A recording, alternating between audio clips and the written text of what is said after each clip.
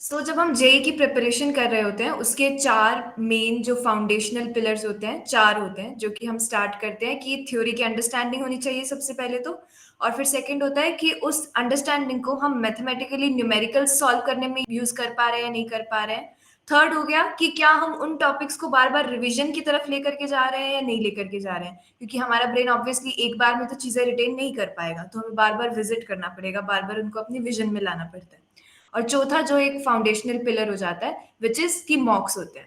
अब इसमें होता क्या है कि जो पहले तीन पिलर्स हमारे होते हैं, थ्योरी की अंडरस्टैंडिंग, न्यूमेरिकल्स की प्रॉब्लम सॉल्विंग और रिवीजन वाला पार्ट, हम कहीं ना कहीं इसके बारे में बात करते रहते हैं, इस पर ध्यान देते रहते हैं या इनको बार बार अपने प्लान्स में इंक्लूड करके रखते हैं। बट जो हमारा चौथा पिलर होता है मॉक्स वाला, इसको हम लास्ट के लिए छोड़ देते हैं कि जब ये तीनों चीजें मेरी बहुत अच्छे से हो जाएंगी कि मैं 100% कॉन्फिडेंट फील करूंगा या करूंगी, तब मैं चौथे एलिमेंट की तरफ जाऊंगी। बट होता ये है ना कि ये जो चौथा एलिमेंट है, ये बहुत ज़्यादा इम्पोर्टेंट होता है और इसको हम इग्नोर करते रहते हैं पूरे फेज़ में। और जब लास्ट का टाइम आता है, एग्ज़ाम के बहुत पास, तब हम शुरू करते हैं कि अब वो टाइम है कि मॉक टेस्ट देना स्टार्ट करते हैं। बट तब हमें रियलिटी चेक्स मिलते हैं कि मार्क्स नहीं आ रहे हैं, चीज़ें इम्प्रूव नहीं हो रही है और डर ज़्यादा लगता है क्योंकि अब मेरे पास टाइम भी बहुत कम रह गया है। तो वो एक चीज़ जो रियलाइज़ेशन होता है, वो बहुत ऐसे हार्ड हिट करता है। क्योंकि जो मॉक टेस्ट की स्किल्स होती है ना, वो सिर्फ 1 महीने में बिल्ड नहीं होती है। जैसे रिवीजन, प्रॉब्लम सॉल्विंग और थ्योरी टाइम लेती है प्रॉपर, जिससे हम सीखते हैं, इम्प्रूव करते हैं। सेम मॉक टेस्ट के साथ भी होता है। मॉक भी प्रॉपर टाइम लेता है, उसके अंदर बहुत सारी स्किल्स होती है। टाइम मैनेजमेंट की स्किल होती है, एक्यूरेसी कैसे मेंटेन करनी है, टाइम प्रेशर को कैसे हमें मैनेज करना है, कंपोजर कैसे सेट करना है, ये सारी चीजें मॉक टेस्ट में हम सीखते हैं। हमें तो यही लगता है कि सिलेबस कंप्लीट होगा, दैट मीन्स हमारा एकेडमिक पार्ट जो है वो मॉक टेस्ट से चेक हो रहा है। बट उसके साथ साथ बहुत सारे ऐसे फैक्टर्स होते हैं जो हम मॉक के थ्रू खुद में इंप्रूव कर रहे होते हैं, जो एग्जाम वाले दिन टेस्ट होते हैं। एक्चुअली में अगर आप अभी बैठ करके खुद को एक बार रिफ्लेक्ट करके ये क्वेश्चन पूछेंगे ना कि क्या मैं अभी मॉक्स दे रहा हूँ या मैं मॉक सॉल्विंग के लिए या टाइम बाउंडेड सॉल्विंग के लिए बैठ रहा हूँ, तो ये जो एक फैक्टर होता है ना, वो एक्चुअली में वो जो हम टॉपर्स और जिनके रैंक्स नहीं बन रहे होते हैं या फिर जो कॉन्फिडेंट नहीं फील कर रहे होते हैं अपनी सॉल्विंग में या प्रिपरेशन में, वो ये डिफरेंस आ जाता है। तो एक्चुअली में पर्पस क्या है कि एक बार हम आकर के आपको नॉक कर दें कि अभी से ही आप जब भी ये वीडियो देख रहे हैं उसके नेक्स्ट डे ही से ही टाइम बाउंडेड सॉल्विंग आप स्टार्ट करिए एंड एक मॉक के लिए जरूर बैठिए, चाहे वीकली दीजिए बट उस चीज के टाइम दीजिए।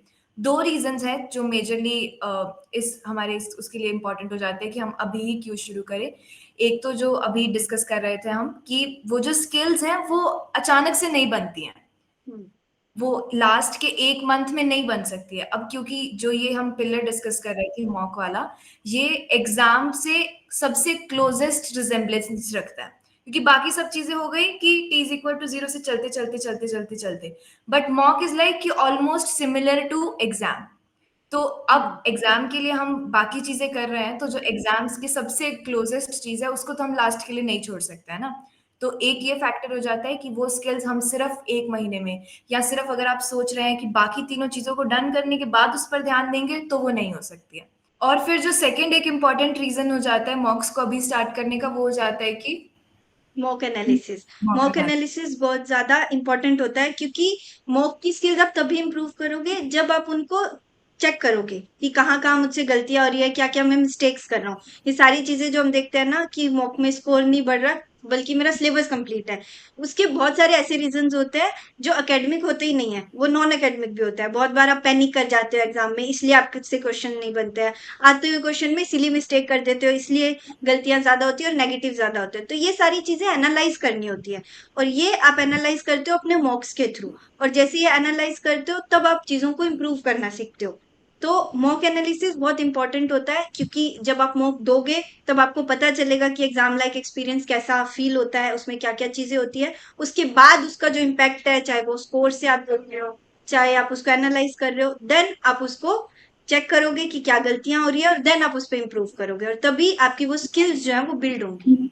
अब इसमें एक पॉइंट ये भी हो जाता है कि मॉक्स खुद ही सामने से बता देते हैं कि आपकी प्रिपरेशन कैसी चल रही होती है। एग्जैक्टली। क्योंकि जब आपने कोई टॉपिक अपनी तरफ से थ्योरी कर लिया, उसकी आपने प्रॉब्लम सॉल्विंग में टाइम लगा लिया, बट ऑब्वियसली काफी बार हम समझ नहीं रहे होते ना कि कॉन्फिडेंट नहीं फील कर रहे होते कि मेरा ये चैप्टर डन है या नहीं है। तो मॉक्स जो है वो सामने से बता देते हैं। अगर फॉर एग्जाम्पल मैंने थर्मोडायनेमिक्स अच्छे से की हुई है और मैं मॉक्स दे रही हूँ, तो उसमें थर्मोडायनेमिक्स का क्वेश्चन आ रहा है और मेरे से अटेम्प्ट नहीं हो रहा है, तो मॉक मुझे सामने से बता रहा है कि ये वाला सेक्शन वीक रह गया है या ये वाले सेक्शन को रिवीजन की जरूरत है। तो एक पार्ट ये हो जाता है कि प्रेपरेशन को डायरेक्शन सही रहती है, उसकी डायरेक्शन सही रहती है। तो उससे हमें ये पता चलना लग जाता है ना कि कौन-सा पार्ट है एकेडमिक वाला जिसकी रिवीजन ज़्यादा ज़रूरत है। क्योंकि रिवीजन में भी हमेशा सारी चीज़ें रिवाइज़ नहीं करनी होती। जो हम्म। चीज़ें आप भूल रहे हो वही रिवाइज़ करनी होती है और वो आपको मॉक टेस्ट के थ्रू पता चलती है। अब एक जो इम्पोर्टेंट क्वेश्चन आपको भी आ रहा होगा वो ये आ रहा होगा कि जैसे हम ये देख रहे थे कि हम पहले थ्योरी डन कर रहे हैं, फिर प्रॉब्लम सॉल्विंग डन कर रहे हैं, तो कहीं ना कहीं हम सिलेबस का एक चंक कंप्लीट करके फिर हम मॉक टेस्ट पर, तभी तो कुछ आता होगा तभी तो चेक करेंगे ना कि कितना आता है कितना नहीं आता है। तो अब अगर इस टाइम पर हम देखें तो इस टाइम पर हमारा सिलेबस जनरली कंप्लीट नहीं होता है। तो एक क्वेश्चन ये रहता है, क्या अभी भी मॉक देना सही है क्या, या मुझे वेट करना चाहिए कि मेरा सिलेबस थोड़ा कंप्लीट हो जाए, कुछ चंक मेरा कंप्लीट हो जाए, फिर उसके बाद मॉक्स पर शिफ्ट करें। तो अभी के हिसाब से अगर देखा जाए तो जनरली अभी के हिसाब से ना जनरली जो भी कोचिंग सेंटर्स होते हैं वहां पे चल रहे होते हैं मॉक टेस्ट डेली संडे को होते हैं और वो पार्ट टेस्ट होते हैं। तो हम्म। हमें हमारी स्किल्स को इम्प्रूव करना है, वो चाहे हम फुल मॉक से करें या पार्ट टेस्ट से करें। तो अभी अगर ऐसा भी है माइंड में कि मेरा सारे चैप्टर्स अभी तो पूरे हुए ही नहीं है, कुछ कुछ चैप्टर्स हुए हैं, तो आप उन्हीं चैप्टर्स को चेक करने के लिए मॉक टेस्ट दो और उसके साथ साथ स्किल बिल्ड करनी स्टार्ट करो। और जब एक ऐसा टाइम आएगा कि आपका ऑलमोस्ट 70% सिलेबस पूरा हो जाएगा, तब आप फुल मॉक्स की तरफ शिफ्ट हो जाओगे ताकि आपका जो कंप्लीट रिवीजन वाली चीज होती है उसमें भी आपको हेल्प मिलेगी।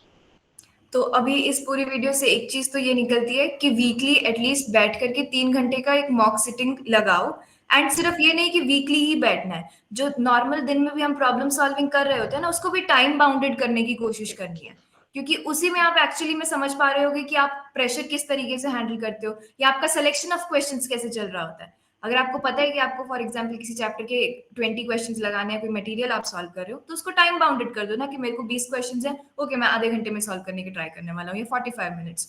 वो वहीं से वो स्पीड एक्यूरेसी वाली चीजें आ रही होती हैं, वहीं से वो सिलेक्शन ऑफ क्वेश्चंस वाली चीजें आ रही होती है, वहीं से वो कंपोजर मेंटेन करने वाली चीजें आ रही होती है।